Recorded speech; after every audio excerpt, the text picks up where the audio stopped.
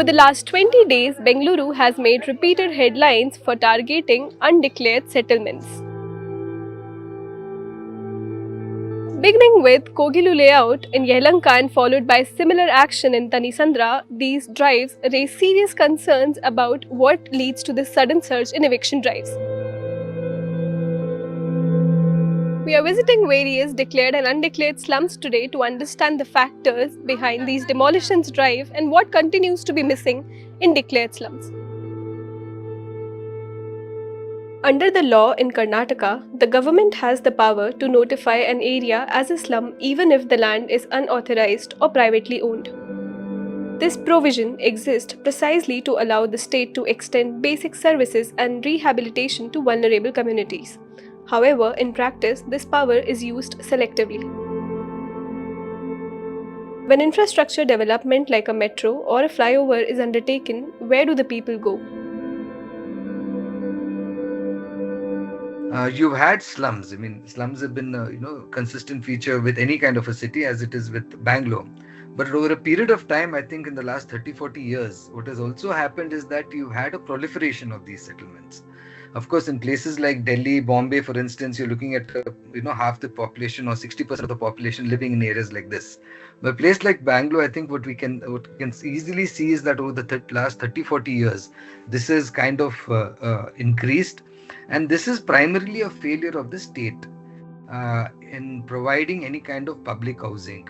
And the successive governments, despite all their grand kind of declarations of house for all, shelter for all, affordable housing policy, so on and so forth, there's been an abject failure.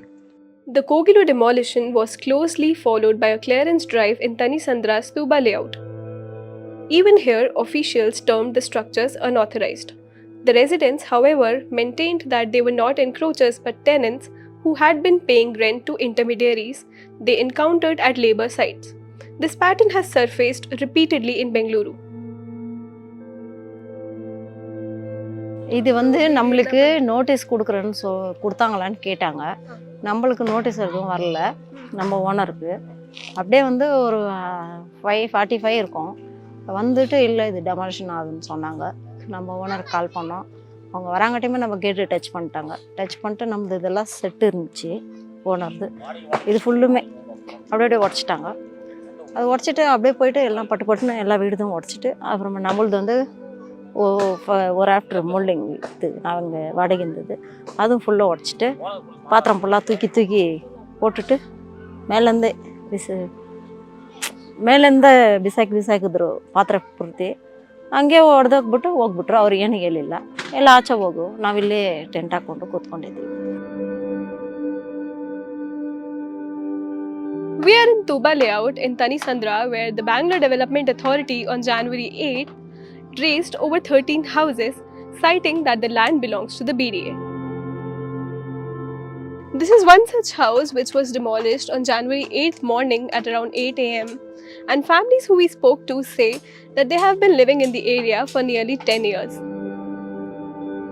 While the BDA maintains that 13 houses were demolished, residents say more than 20 houses were affected. अभी अचानक से एक बार आके ऐसा घर तोड़ दिया तो तुरंत भी ओनर भी आया था। पहला दिन आया, आके देखा, पुलिस वाला सभी बात किया। पुलिस वाले से बात करने से क्या भी हुआ नहीं, तो वो होने से बाद में रोले वो भी चले गया है। वो तो पहला दिन गया था, टूटा हुआ तब आया था उतना ही। वो जाने के बाद फिर आया ही नहीं इधर। फिर आके देखा भी नहीं क्या हुआ, कैसा कर रहे, क्या कर रहे। फोन हम कर रहे हैं, वो नहीं कर रहा है। हम कर रहे तो वो फोन ही नहीं उठा रहा है। अभी हम काम कर रहे थे, जुड़ाई का मिस्त्री का लेबर का काम करते हैं ना, तो वही बात करके हमारा ओनर लाके छोड़ा था। Several residents in the neighborhood have been providing food and water to the affected children. The unfortunate reality is that the slum board, which is placed with the duty of ensuring that slums are declared, has just failed in this task. So basically, if you look at slums, the slums that exist, it's probably 20-30% of the slums that have been declared under that said act. And once you're declared under that act, then of course the entire provisions of the act kick in. So if you are to displace, if you have to evict somebody from a slum, you'll have to provide them with housing, so on and so forth. Now you don't declare a slum, which is conscious state policy, that's dereliction of duty, that's the failure of the officials performing their role. And because a slum is then not declared, you call it an undeclared slum, an informal settlement, and you run your bulldozers over there. Now that is something again that is unacceptable. Residents at Kogilu layout have acknowledged that several families have paid around 2 lakh over the years to local intermediaries to secure plots and basic services. However, following the demolition, they were warned not to speak about these payments. On the other hand, residents of declared slums in the city like Lagere also continue to face issues with basic amenities like water and the living condition of the house.